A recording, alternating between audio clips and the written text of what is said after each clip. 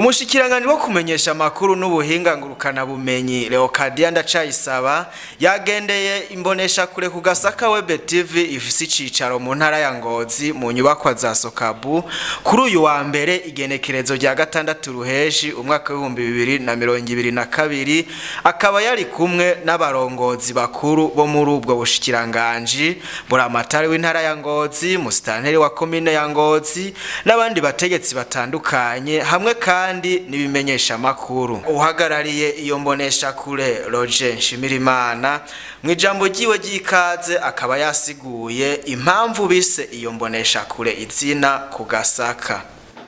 Intara ya Ngozi murabona ko hari ikibanza kiratiro hajya bubatsi, rero twe twace dufata iryo zina kugira ngo n'umwana azovuka aba mu camuzo c'itoke azogira iyo kumenya Kugasaka ni hehe ni iki, yego niyo mbere twafashe iryo zina ryo Kugasaka Web TV.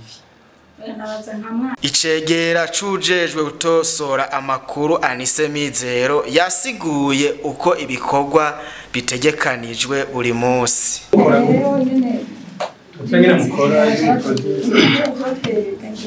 Ego murakoze kandi twebwe ukuntu dukora mu gitondo turaza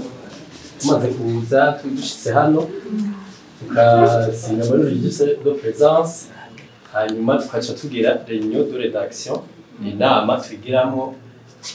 ibyo tuza gukora uwo munsi canke amasije twarakoze canke twabitse tukavuga tuti isije no munsi niyo tuza gutreta. Hanyuma rero tumaze kumvikana ingene tuyorienta ingene tuza kuyikora, turaheza rero tukaca tuja kuri tele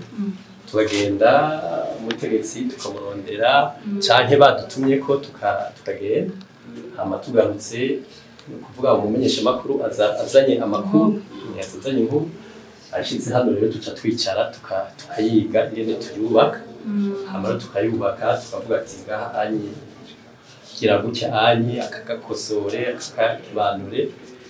aha naho yigere gucya anye,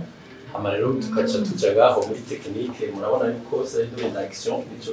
kumwe no kitasije kuko nuko inyuma yo gusinya mu gitabo citeka umushikiranganji akaba yaciye agendera n'ibindi bimenyesha amakuru bisanzwe bikorera muri iyo ntara nyene.